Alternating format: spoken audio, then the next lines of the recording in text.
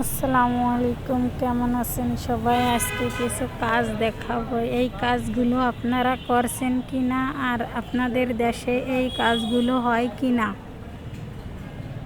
এই বিষয়গুলো আমারে জানাবেন। আর কার কাছে কেমন লাগে কৃষিকাজ? আমার কাছে কিন্তু ভালো লাগে না, কারণ এত কষ্ট করে জমিতে ফসল দেওয়ার পরেও পরে ভালো হয় না। দেখেন পাটগুলো গাদি দিয়ে দিয়ে রাখছে। আর এই গরুগুলো কিন্তু আমি যে বাড়ি বেড়াতে আসছি তিনটা নিয়ে আসছে। বৃষ্টি নামছে তাই আমি এই গাদির ভিতরে বসে আছি। আর ওই পাট এরকম খাড়া দেবে, তাই হচ্ছে কিনা আমি ভিডিও বানাচ্ছি কিভাবে খাড়া দেয়, তাই দেখাবো। এই জন্য শুরুতেই দেখা যাবে না, তাই আমি পাট গাদি দিচ্ছিল আর আমি ভিডিও বানাচ্ছিলাম। অনেক বৃষ্টি হচ্ছিল। এই দেখেন ছোট ছোট পাটগুলো কিভাবে মহিলারা ছাড়ায়, এই যে মহিলারা ছাড়াচ্ছে। আর এই যে বড় পাটগুলো, এই বড় পাটগুলো ছেলে মানুষ পানিতেই বাসে, এগুলো মহিলাদের বাঁচতে দেয় না, কারণ মহিলারা এত বড় পাট বাছলি খড়ি বা পাট সবই নষ্ট হয়ে যাবে। কারণ মহিলারা পাট বাছার পরে তো আবার এই পাটগুলো ধোয়া লাগে না। হালকা হালকা বৃষ্টি নামছিল, আমি বৃষ্টির ভিতরে ছাতা নিয়ে বেরোইছিলাম যে দেখি ছোট ছোট বৃষ্টির ভিতরে একটু ভিডিও বানাই নিয়ে আসি।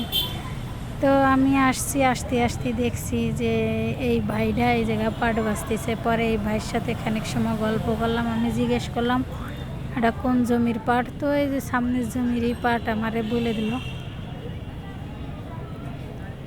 আর আমি খুঁজতেছিলাম যে বোনের বাড়ি গেছিলাম, সে বোন কোথায় গেছে, ভাই কোথায় গেছে, তাই আর কি আমি জিজ্ঞেস করছিলাম। আমার যারা বোন বলছে তাদের বাড়ি আমি গেছিলাম। পরে পাট বাছতে সে অনেক গল্প করতেছে, কারণ আমার দোকানের বিষয় তিনি জানেন। পরে আমি বললাম যে বলতেছে কত টাকা ইনভেস্ট করছি, শেয়ারে দোকান নেবে। তাই আমি বললাম কি যে শেয়ারে আসতে হলে যত টাকা আমি ইনভেস্ট করছি তার অর্ধেক টাকা দিয়ে তারপরে শেয়ারে আসতে হবে। তো অনেক সময় ধরে পাট বাছিছে আর আমি দেখছি। দেখার পরে আমি বলি যে ওই বাড়ির মানুষ কোথায় গেছে?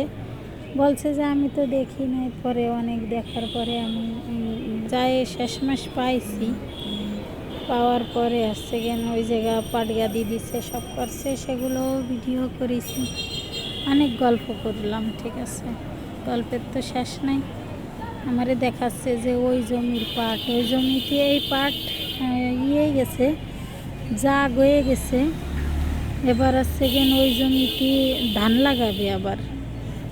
যারা কৃষক তারা কিন্তু একটার পরে একটা করতেই থাকে, একটার পর একটা করতেই থাকে। প্রথমে করছে একটা, এখন করবে আর একটা, ঠিক আছে।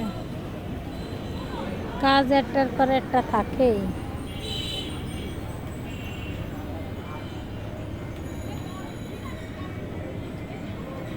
কাজের কোনো শেষ নাই, কৃষকদের কাজের কোনো শেষ নেই। কাজ করবেই তারা, একটার পরে একটা করতেই থাকে। পরে এই যে পাট গাদি দিচ্ছে আমি দেখতেছিলাম এই জায়গায় বসে বসে।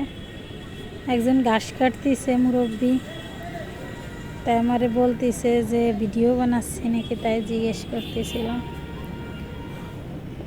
যারা ঘাস কাটিছে, পাট কাটিছে, সবাই মিস করবে। আর এই সময় বৃষ্টি হয়েছিল, তাই আমি এই পাটের ভিতরে বসেছিলাম। পাটের ভিতরে বসে বসে আমি ভিডিও বানাচ্ছিলাম, তার কারণ বৃষ্টি নামলে তো আমি ভিজে যাব। পাটের ভিতরে থাকলে কিন্তু আমি ভিজতাম না, তার জন্য